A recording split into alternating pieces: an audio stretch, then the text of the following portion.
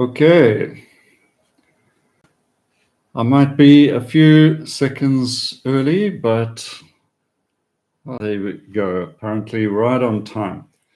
So welcome to the special live class. It's been a long time since I've had a live class on YouTube, so I thought it's definitely time to touch base with everyone live once again. And also just to give you an idea of what I get up to with my membership class in my painting school each month.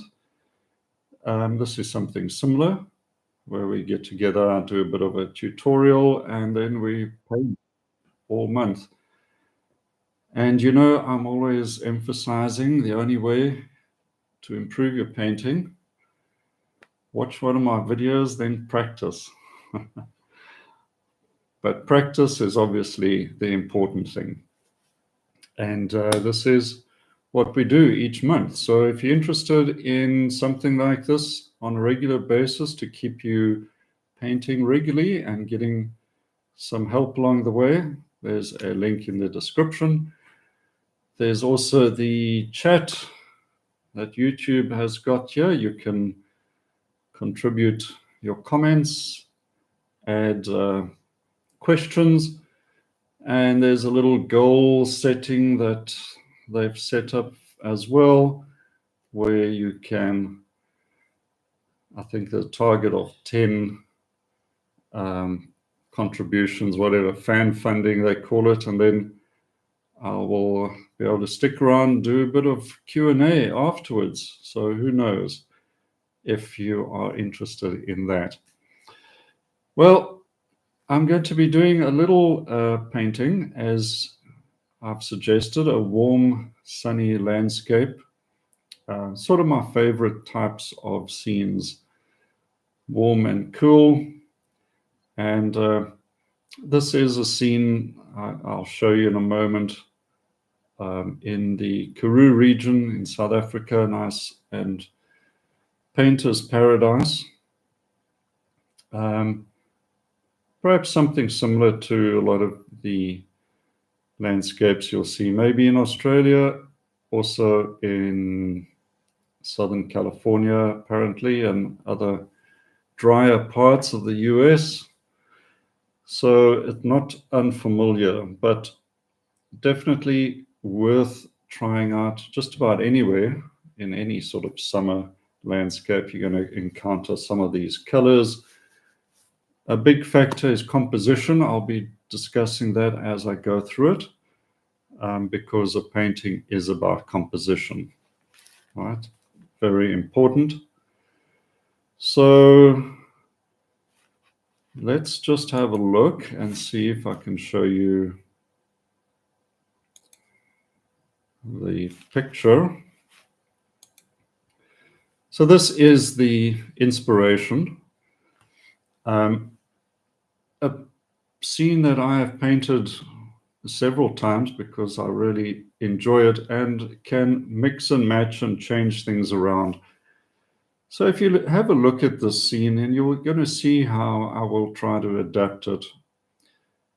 Just looking at it as it stands now, you may think it's perfect to paint just as it is, but there are a few things that I will look at. Number one is, do I want that amount of sky? If I do, then I'm painting a sky with just a bit of landscape to tie it to the sky. But I think there's more interesting things in the landscape itself, so I will crop out a lot of that sky. Another big thing for me is the trees and foliage around. Now, on the right-hand side, there's this little thorn tree.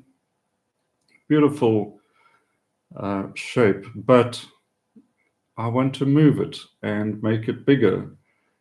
At the moment, it's basically the same height as the building in the middle, and I try to avoid lines that are going to intersect with each other. So if the roof line is at the same height as the tree, one of those must change. Otherwise, it has a negative effect for us as composition. So I'm going to move that tree up and behind the little house to create a dark mass shape behind the light colors of the building, and therefore I'll have a strong light-dark contrast. And that probably will be my focal point. Then what are we going to do? A few other things. I want a nice lead in. I might develop the road a little more, add a little bit more color, bring more yellows into the foreground, get that warmth going. I call it a warm landscape, but of course, this could be middle of winter. So it's not about temperature in Fahrenheit or Celsius. It's about color temperature. Okay, we can control that.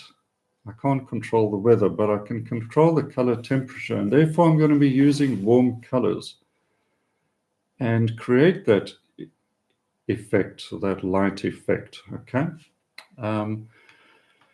So let's just have a look there. I've got a couple of members there. Eliana and Sonia, welcome. I'm glad you've joined in. It looks like we've got quite a few have joined in already. So also composition ideas you've got to keep in mind is lead the eye to a focal area. So I see fence posts. Now I can move those fence posts around. I can put them where I want because I'm doing the painting, and that's your privilege as the artist to move things around to help your composition. So you'll see how I'll try to do that. The windmills, maybe, maybe not. We'll see how it goes. I'll probably add a figure, of course.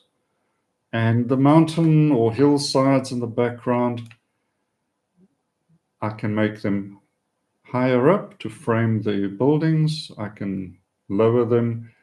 I can do things like that as well. So I think those are the main factors for composition. It's all about leading the eye and not trying to send someone out of the picture. I want to keep the person looking in my painting, not going out on the corners, on the edges. So we must always make sure we help the viewer stay in the picture plane and enjoy your painting.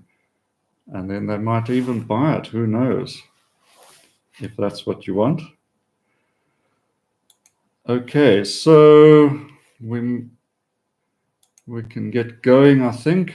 And so I'm painting on a 10 by 12 panel, and I haven't done any underpainting with the panel. And maybe that's a bit naughty, but I'm going to try to put the colors in there and get my sketch in. But yes, for the most part, I do like to do a little bit of an underpainting just with a red color or something warm. So the first building on the left is going in, very simple, and it's going to lead to a tree, which I have magically enlarged. Then the second building, I am shrinking it just a little to push things slightly into the background. So I want the left-hand house to be closer, pointing towards the focal point house, which is this little one. And just getting the roof perspectives more or less correct. And then that thorn tree is just magically grown up, and it's going to give me a beautiful dark mass and show this lovely shadow. The road, I'm going to define that a bit more. And another dark mass over there, so my light roof stands out. And a few other little bits and pieces.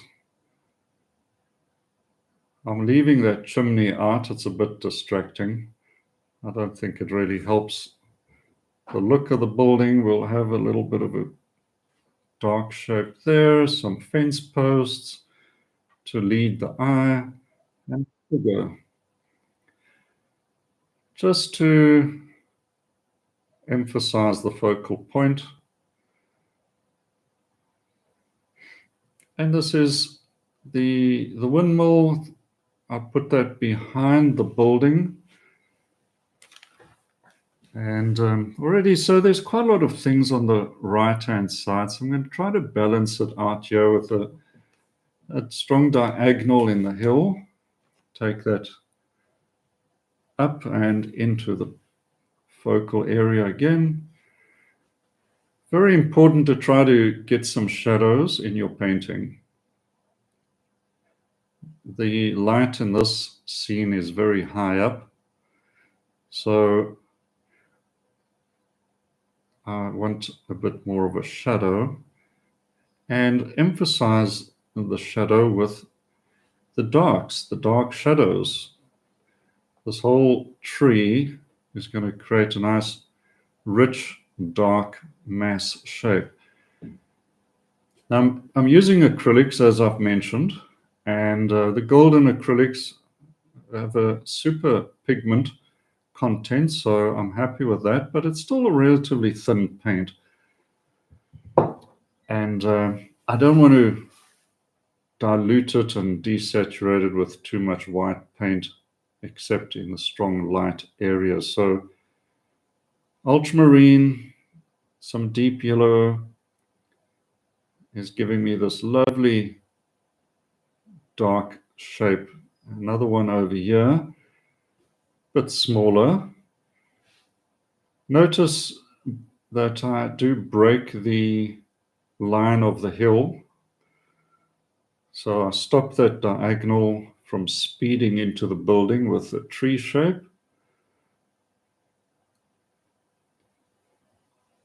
But if you've got good, clean, dark shapes like this, your painting immediately has appeal to a viewer. They're going to have a look at it.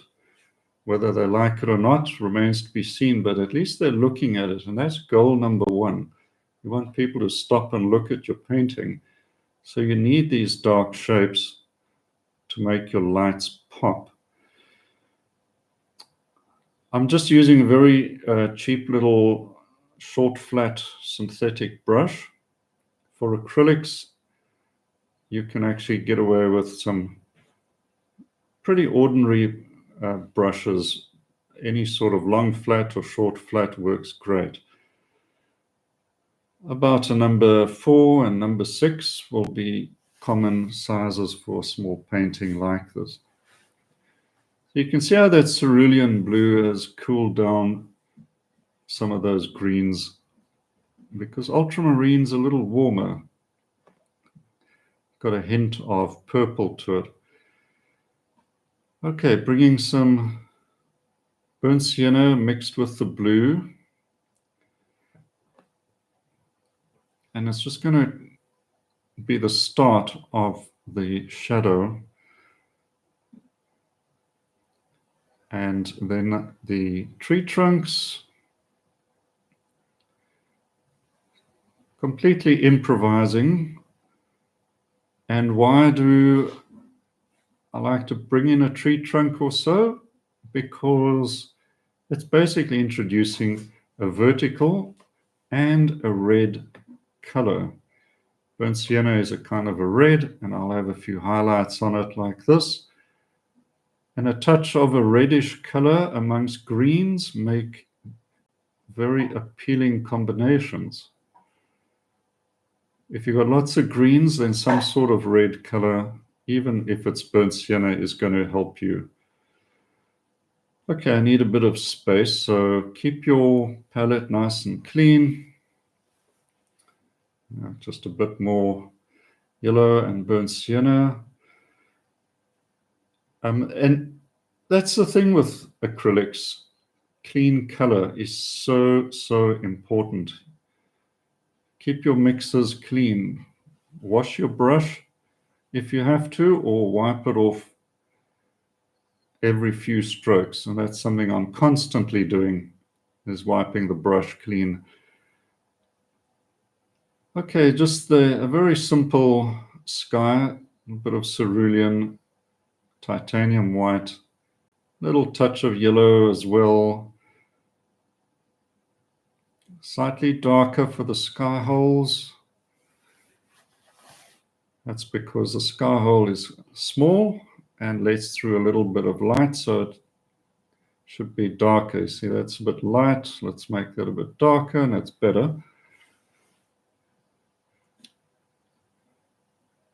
So very simple. The sky is not a big feature.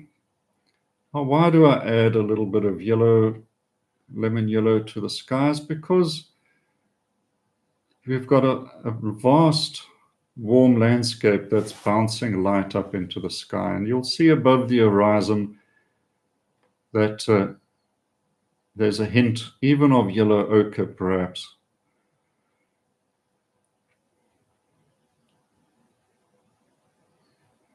It's very seldom on sunny days that you're going to see a sky that looks like a bright, deep cobalt blue that you'll see in a photograph. It can happen, but for the most part, the skies are normally very blown out, and you want to wear your sunglasses just to cope when you're outdoors, and that's why I keep the skies quite light and warmed up slightly. Okay, so a bit of a yellow ochre. I'm going to work on the hillside, so I've got some yellow ochre, a little bit of that sky blue, and that's just to cool that color down. I don't want the hill so warm that it's fighting to come forward. It must always recede. So my warm colors in the middle and foreground don't get into an arm wrestle with the hill at the background.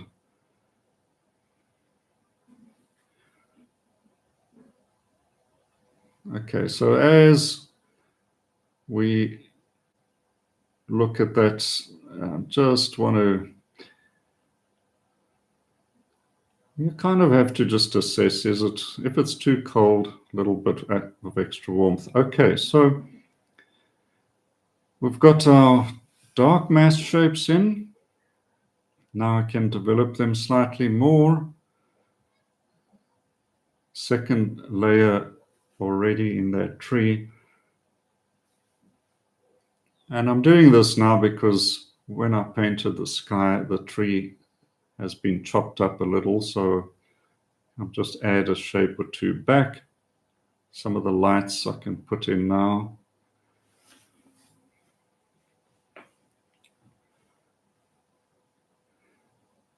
Very simplified approach, right? It's just a brush stroke to suggest a whole bunch of leaves or practically the whole side of the tree.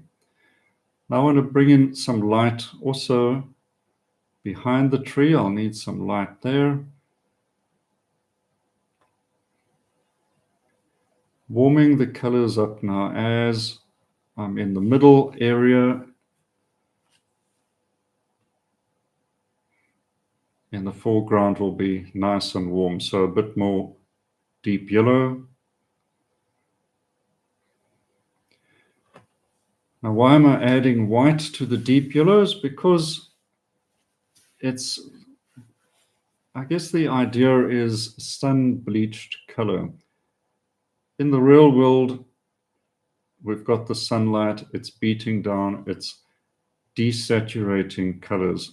If I took the tube colors straight out the tube and put it on the canvas, it will look out of sync, not really a natural yellow.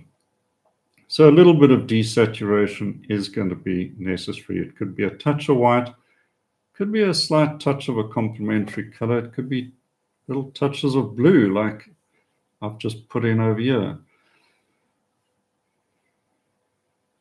So just be mindful of that. It's a nice thought to put in pure color straight from the tube onto the canvas, but when it's highly chromatic colors like yellows and reds, it might just look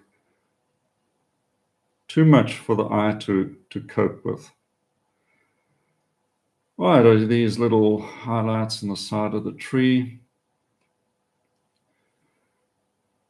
I do like getting these warm siennas and a touch of red on the poles and the trees, because it works so nicely against those dark greens.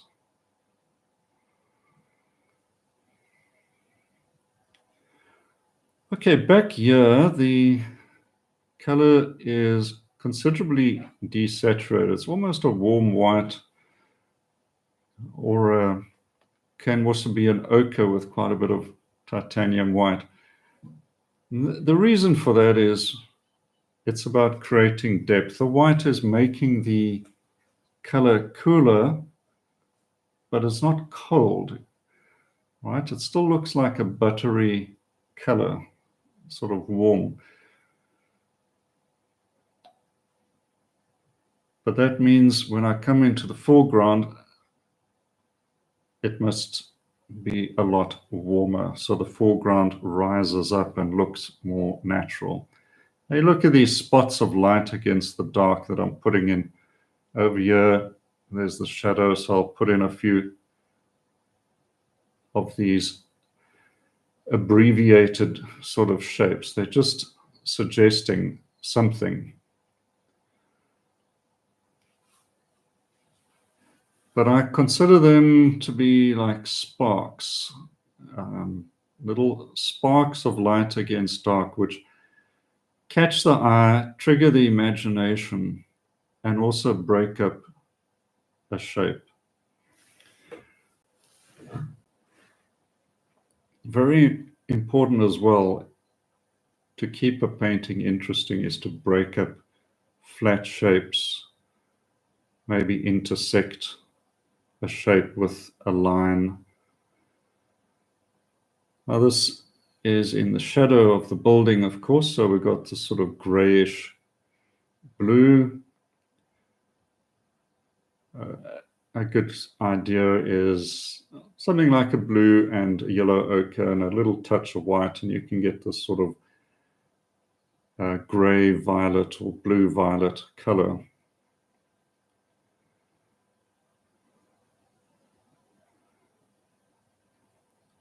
And the hint of violet is important because the complementary color to violet is, of course, a yellow. And yellow is my color for light. Combine the two and your light is going to look even more vibrant. But you can see that in the reference as well.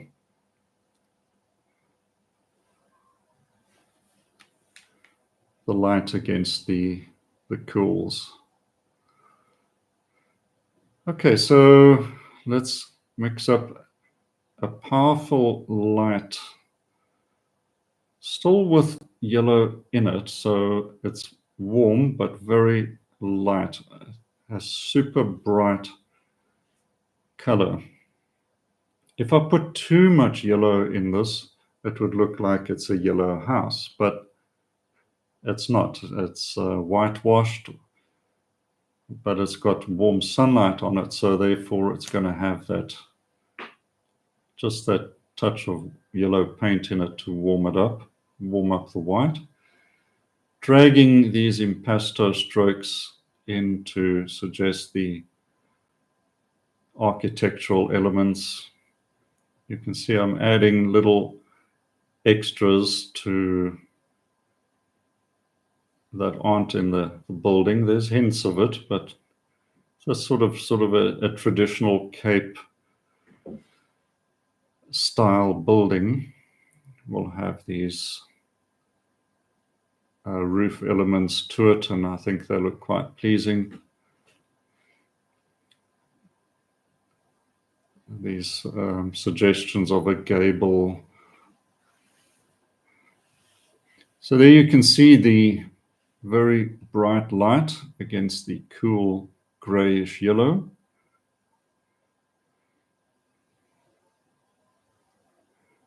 Okay, so a little bit of tidying up and suggested tree trunk. Once again, breaking up some shapes and also bringing in a reddish burnt sienna amongst the greenery. Let's get a little stronger edge in this area. It is a focal area. And also emphasize the shadow side of the tree. And then the light. I've switched to a nice rigger brush to help with this. You can see these sparks of warm light.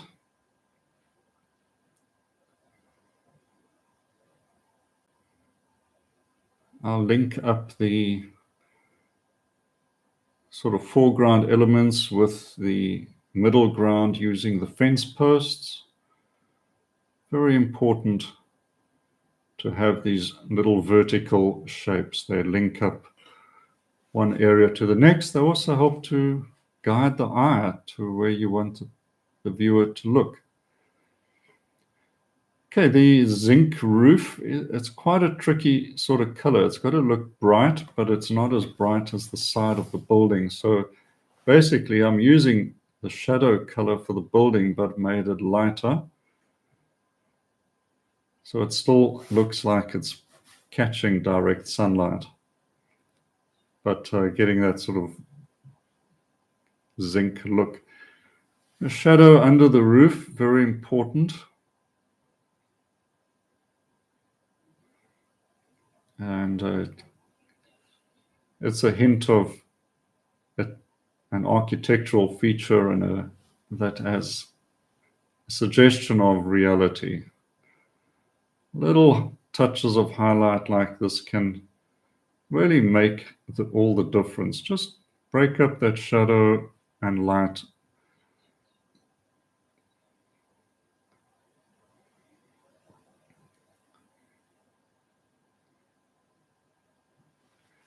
These are,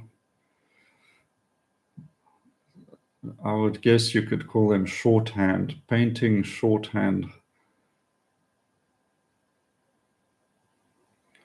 Okay, I'm going to make the windows on this side.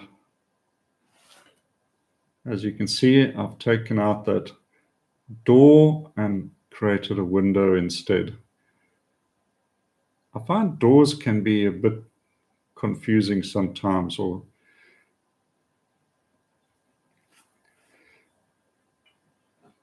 you end up with a building that has two eyes and a mouth.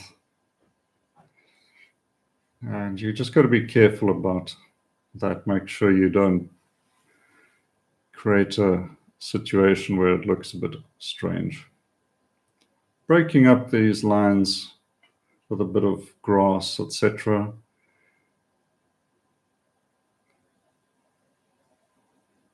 All these little dots and dashes have a purpose, and that's just to create interesting elements while breaking up flat shapes. Sparks of light.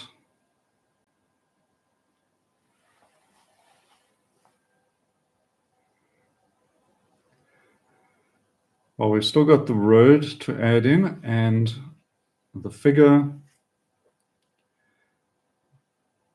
And just change up the shadow a little now, adding a touch more color into the shadow.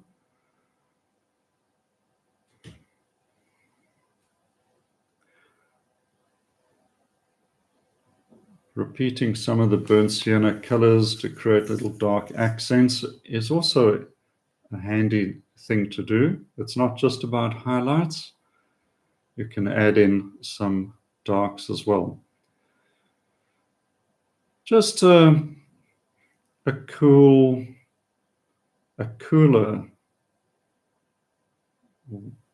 warm color. That makes sense back there.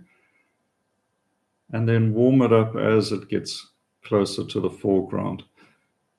Very important that, because it pushes the back area of the road, it pushes it down and the road goes into the painting instead of up. And then warmer in the foreground, so it rises up to us as the viewer. Now the shadow is a bit dark, so I'm going to add a little bit of blue to it and just push it back a bit, or just soften it up a little. I don't like to make my shadows, especially in the foreground, very dark. In reality, you can see it's a shadow, but you can still see into it. It's not a black hole, in other words. A little bit more texture for the tree. But I'm pretty much happy with the background now. And I'm just going to press on with the middle and foreground of the road.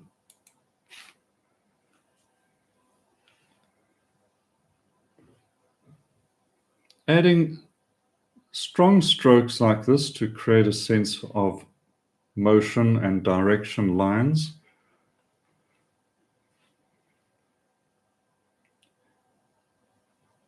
And this little bit of a cool color just to suggest the stones at the side of the road. Breaking up the edges so they're not too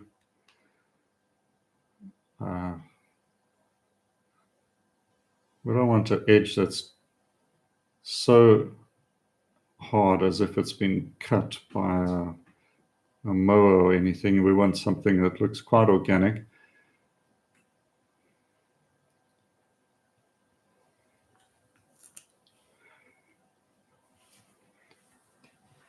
Another idea, you could use a painting knife in the foreground as well to add big slashes of warm color, especially in the yellow. A few little sky holes in the shadows coming through. I think a couple more fence posts.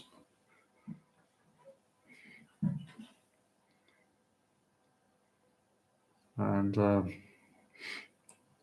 little figure now.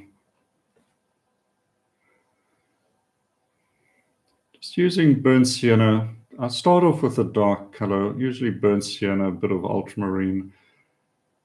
The body shape is usually something like a rectangle or a pear shape. And I'm going to use a touch of red just to link up with the reds in the picture, the painting, the tree, and etc.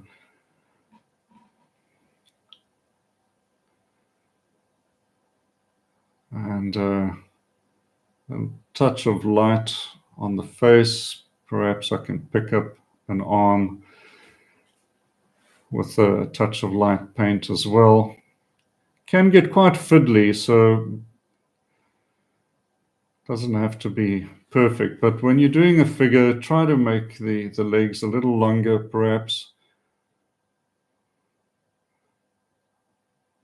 And a shadow to attach the figure.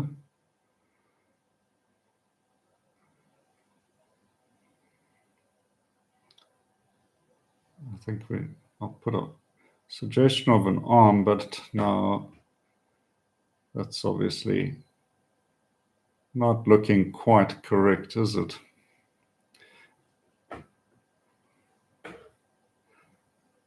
If you feel you're getting too bogged down in little details, leave it and come back to it later. And if it's still looking wrong, just scrape scrape out the figure and start from the beginning. All right, just a couple of final bits and pieces.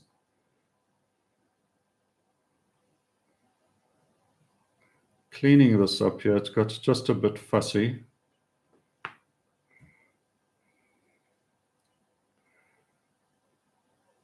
And I must still get some little touches of texture in the roof, merely suggesting that it's one of these zinc roofs. And let's get these poles in just a bit lighter.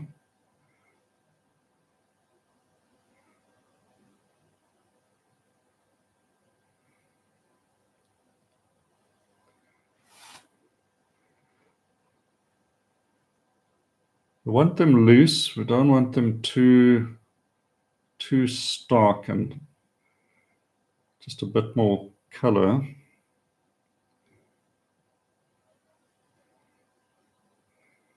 That's it. Just a suggestion.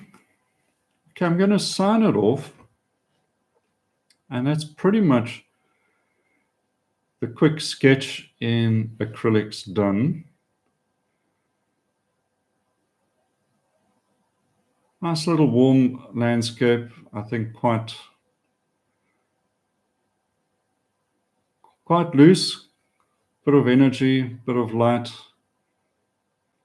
I'm quite happy with that. Of course, I want to add a few more things because that's what we do. Just a little bit more warm yellow.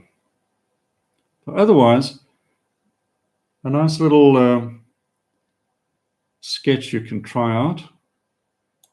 Find something similar and try it out for yourself. Just simplify a scene into lights and darks, and make sure you've got lots of light effect. You want all of that dark to set off the lights. A simplified building, nothing too hard-edged. Make the roof, make the things look a little bit weird, a little bit wonky. It's all about just pulling in the parts of the painting. As I say, the sum of the parts creates something. The whole is greater than the sum of the parts, and that's basically what a painting should be. Okay, so that's it. Let me know in the comments if you enjoyed the demo. If you want to find out more about joining me every month, you can look at the link in the description for my membership channel, or you can also join the membership via YouTube. Just go to YouTube members, pick the Artist Live channel membership and join me each month, and we can do something similar and give you some critiques as well if you want. And that's it, really. Quite easy, quite simple, and having fun. Painting regularly, that's the most important thing. Okay, good. All right, so that's it. Thanks for joining me. Thanks for watching. And if you catch the recording as well, anytime, you can get hold of me or leave a comment or find me on my art school as well in the links in the description.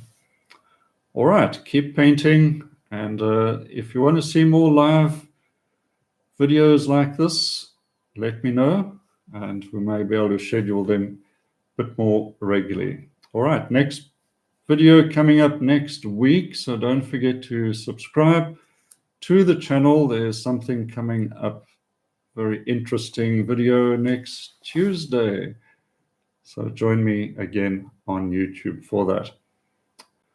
All right. Thanks very much.